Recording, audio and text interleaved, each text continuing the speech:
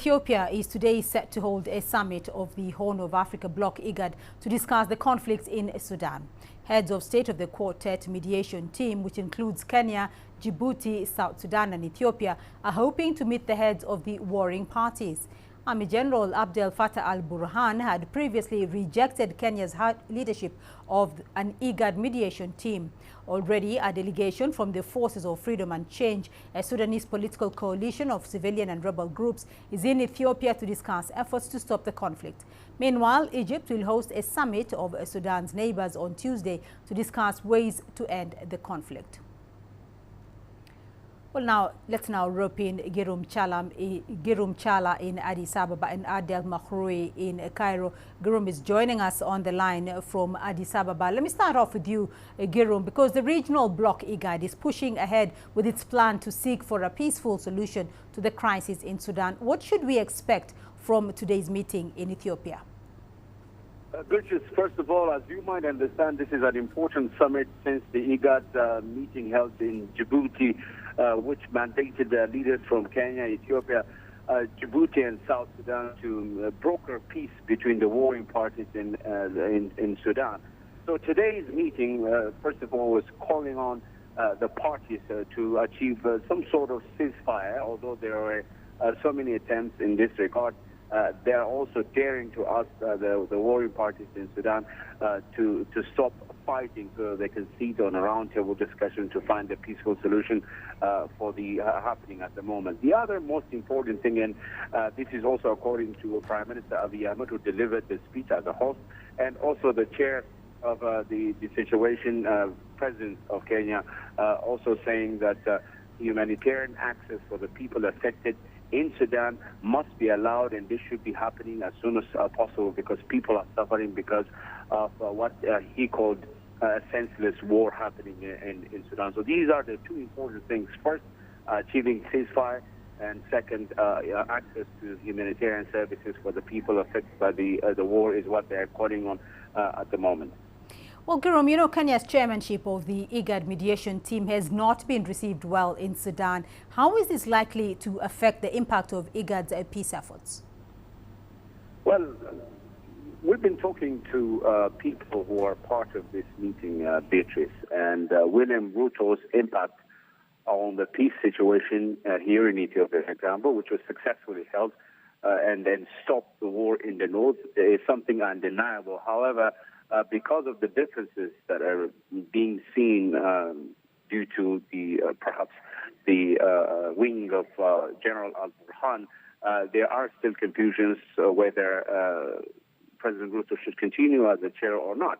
Unfortunately, today, for instance, what we've observed is the al-Burhan side did not participate in this meeting so far, and we are expecting them to be part of this meeting this afternoon. Although they are here in Addis Ababa, their presence was not seen, and part of the reason is what you have said of the difference they have because of the mediation efforts of the Kenyan president. So this will have indeed a big effect as when it comes to making it successful or not. But in the next perhaps a few hours, things might change as other parties are also part of this mission of finding peace in Sudan.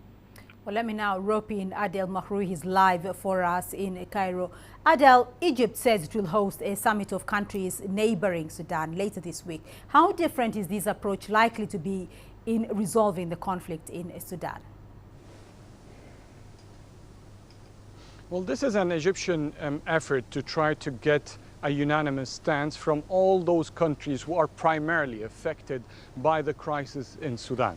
So getting all the heads of states from the countries adjacent to the borders and who have been suffering from the spike in influx of Sudanese refugees fleeing the fighting. The Egyptian president believes that these leaders should be the first to hand over, first of all, to mediate and also to reach a unanimous consensus, to have a unified stance towards the crisis in Sudan. And brokering talks with them could be more efficient, especially as these countries together will be representing, first of all, we're talking about countries that support every part in Sudan, countries that prime beneficiary impact from Sudan is to maintain stability and maintain calm in Sudan. So as long as these are the benefits for these countries, they will be working towards them. We're still not sure what's exactly on the agenda, but we know that they want, Cairo will want to reach an immediate, non-conditional ceasefire, an open floor for direct talks. But before that, mediation will be between the leaders of these countries. They will send their diplomats to broker, first of all, initial agreements between the rival parties, the Sudanese Transitional Council, led by General Abdel Fattah al-Burhan, the Sudanese armed forces, basically, and the leader of Sudan that is internationally recognized, along with the rapid support forces led by Hamdan Dagalo, or Hemdati as he's known, so that at the end these two parties can sit on a negotiating table and discuss their way out through dialogue. Abdel, you know, there's a reference of an effective mechanism for seeking peace in Sudan in the Egypt-led initiative. Can you tell us about that? Well, Egypt believes that there should be no meddling in Sudanese internal affairs. And that's why it's actually calling for the summit, to ensure that none of the neighbors would do that. Also, as one of the main issues that General Abdel Fattah al-Burhan, the representative and the commander of the Sudanese armed forces, one of his main objections against Kenya's chairmanship or presidency for the IGAD bloc is that his side has accused Kenyan politicians of showing statements that show support to the rapid support forces. And this is something that none of Sudan's neighbors will be doing, especially that they want to achieve peace. So they will not be trying to take sides. And this is also something that President Sisi wants to be on the table, that no one takes sides in this conflict, that they support the legitimate authority, a unified armed forces to maintain the integrity of Sudan's territory, and therefore try to support for a Sudan way out, meaning that no international peace troops could come in. Egypt does not want to complicate the issue further. It wants basically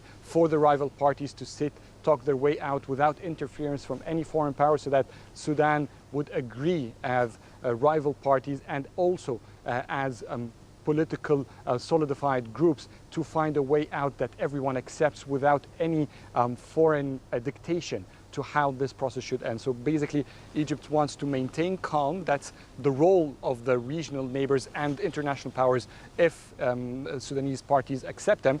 But other than that, all talks and dialogue should be led by Sudanese politicians, leaders, and definitely military leaders.